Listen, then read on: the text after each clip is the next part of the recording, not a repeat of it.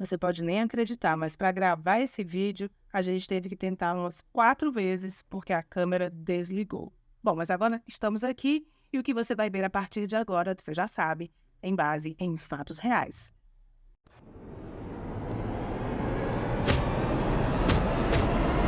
Você foi ao cinema e viu o Russell Crowe fazendo o papel de um padre exorcista, o exorcista do Vaticano, o oficial? Bom, esse papel que ele fez, esse personagem, existiu de verdade. Era o padre Gabriele Amorth, italiano, nascido em Modena em 1925 e que, na época da Segunda Guerra Mundial, lutou com a resistência, junto com a resistência italiana, contra os nazistas. Ele era um partigiano.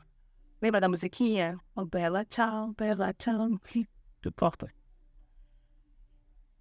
Anos depois, ele recebeu uma honraria, uma medalha por bravura, por valentia, por ter lutado na Segunda Guerra Mundial contra os nazistas. Bom, em 1954, o padre Gabriele Amorth é ordenado e aí entra para a Igreja Católica Apostólica Romana.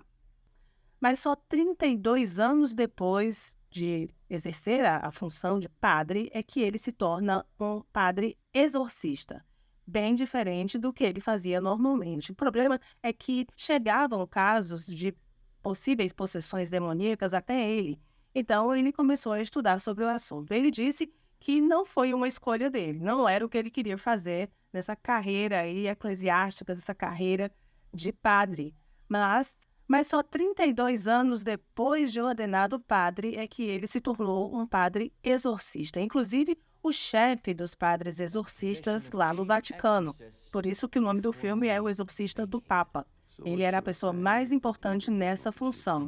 Segundo o padre Gabriele Amorth, não foi uma escolha dele, não era isso que ele queria fazer. Porém, os inúmeros casos de possíveis possessões demoníacas chegavam até ele e aí ele teve que fazer alguma coisa. O padre Gabriele Amorth, ele era bem conservador. Ele, por exemplo, não gostava da ideia do Concílio Vaticano II, que decidiu que as missas deveriam ser na língua de cada país e não mais em latim. E também que os padres deveriam olhar para as pessoas que estavam ali dentro da igreja. Ele achava que o ideal seria em latim e de costas para essas pessoas olhando para o altar. Essa era um pouco a figura do padre Gabriele Amorth. Ele acreditava que essas situações de possessão demoníaca, de possível possessão demoníaca, eram situações reais, sim, e que requeriam uma intervenção de padres.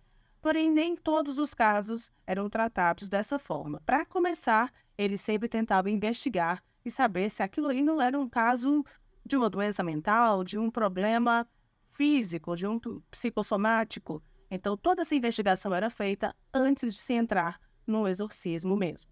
O padre Gabriele Amorth escreveu vários livros. 2 deles eu vou citar aqui para vocês. O primeiro é Memórias de um Exorcista e o outro é Um Exorcista Conta Sua História. Segundo ele, foram mais de 160 mil exorcismos em pelo menos 30 anos de carreira com essa função. E aí o padre Gabriele Amorth cita 3 sinais de que havia realmente uma possessão em andamento. O primeiro, a pessoa falar o idioma que ela não conhecia. A gente vê nos filmes, vamos fazer aqui um parênteses, um corte. Nos filmes a gente sempre vê a pessoa tentando falar, ou falando em latim, em aramaico, a gente não sabe, né? Mas latim a gente tem mais ou menos uma ideia. Segundo o padre Gabriele Amorth, esse era um dos sinais de possessão espiritual. O segundo é a pessoa saber algo que ela não poderia saber, alguma informação que ela não teria como ter acesso. E o terceiro era não suportar nenhum tipo de imagem ou símbolo religioso. E aí vem um detalhe que ele conta e que realmente chama muita atenção. O padre Gabriele Amorth diz que, em muitos casos, uma força extraordinária dessa pessoa, né, em situação de possessão, era notada. Então ele conta o caso de um menino de 11 anos que não conseguiu ser segurado por 4 homens fortes. Ele tinha uma força fora do comum e isso, segundo o padre, era um sinal de possessão. Por conta dessa aversão das vítimas de possessão aos símbolos religiosos, o padre Gabriele Amorth diz que o Vaticano orienta que todas essas sessões sejam feitas em locais como igrejas, locais que sejam abençoados, e não na casa da pessoa. O ideal seria fazer em um local neutro ou abençoado. E aqui vai um pouquinho de um guia que o Padre Amorth deixou sobre uma sessão de exorcismo, um ritual que só pode ser performado por pessoas autorizadas, no caso da Igreja Católica, autorizadas pelo Vaticano. Padre Amorth disse que não é uma conversa, não é para ficar falando desnecessariamente, é mais um interrogatório. Aqui vão alguns dos itens que ele pontua.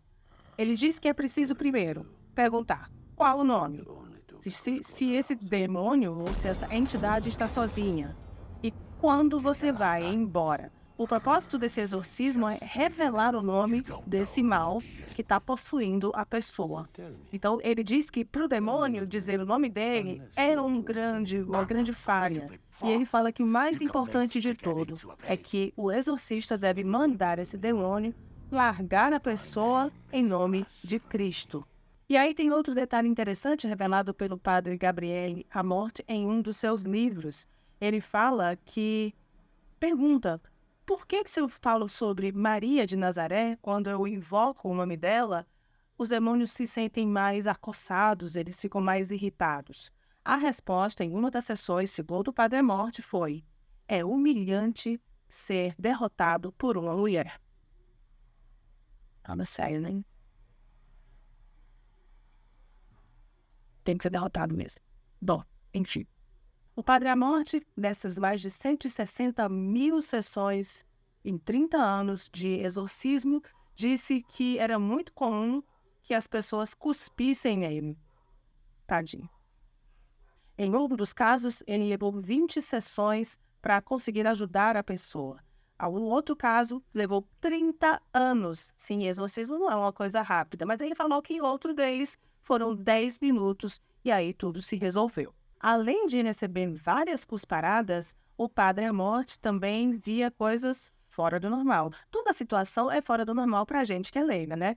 Mas, segundo os registros, os livros dele, e até tem documentário sobre isso, falo já sobre esse assunto, mas enfim, em todos os relatos dele, ele fala que um caso chamou muita atenção, que foi o de uma freira chamada Giselda. Ela estaria colocando para fora, junto com a saliva, pregos, até chaves de fenda, metais, e isso foi algo que foi bem assustador. E uma das testemunhas desse caso foi o jornalista Marco Tossati, que escreveu vários livros em parceria com o padre Amorth. Ele era que escrevia e pegava as histórias e presenciava também muitos desses fatos, muitas dessas sessões.